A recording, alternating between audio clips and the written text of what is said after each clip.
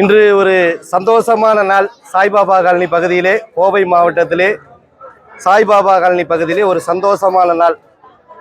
இன்று அருள்மிகு சிறு மகாசக்தி மாரியம்மன் திருக்கோவிலிலே ஸ்ரீ பம்பை வாச ஐயப்ப பக்தர்கள் கடந்த 20 ஆண்டு காலமாக தொடர்ந்து 20 ஆண்டு காலமாக அன்னதானம் வழங்கி வருகிறார்கள். நானும் இந்த நிகழ்ச்சியில் தொடர்ந்து வருடம் இந்த நிகழ்ச்சியில் கலந்து கொள்கிறேன். இன்று எங்களுடைய மாநில ஒருங்கிணைப்பாளர் MM ராமசாமி, எங்களுடைய நிர்வாகிகள், சாய்பாபா காலனி பகுதி திராவிட முன்னேற்ற கழகத்தின் செயலாளர் ரவி அவர்கள், வட்ட செயலாளர் கண்ணன் அவர்கள், அனைத்து மதத்தினரும் இணைந்து ஜாதி மதங்களை கடந்து இன்று ஒரு அன்னதான நிகழ்ச்சி இன்று நடைபெறுகிறது. இது ஒரு சிறப்பான நிகழ்ச்சி.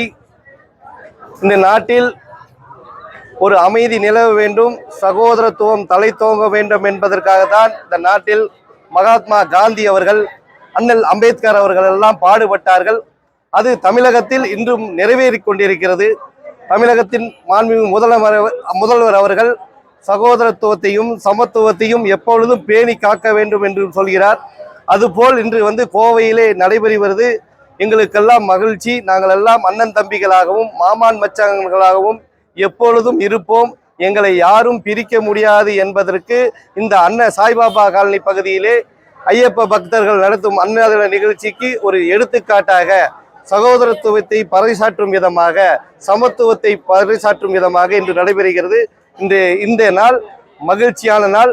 அனைவரும் சகோதரத்துவத்தோடு சமத்துவத்தோடு வாழ்ந்து இந்த நாட்டிற்கு பாடுபட வேண்டும். இந்த நாட்டை முன்னேற்றுவதற்கு நாம் எல்லாம் பாடுபட வேண்டும். இந்நாளில் நாம் எல்லாம் சம்மதம் ஏற்போம். மாண்புமிகு முதலமைச்சர் அவர்கள் எப்பொழுதும் சகோதரத்துவத்திற்கு மத நல்லிணக்கத்திற்காக எடுத்து சிறந்து விளங்கி கொண்டிருக்கின்றார். கடந்த 3 ஆண்டுகளில் மிக சிறப்பான ஆட்சியை கொடுத்து கொண்டிருக்கின்றார்.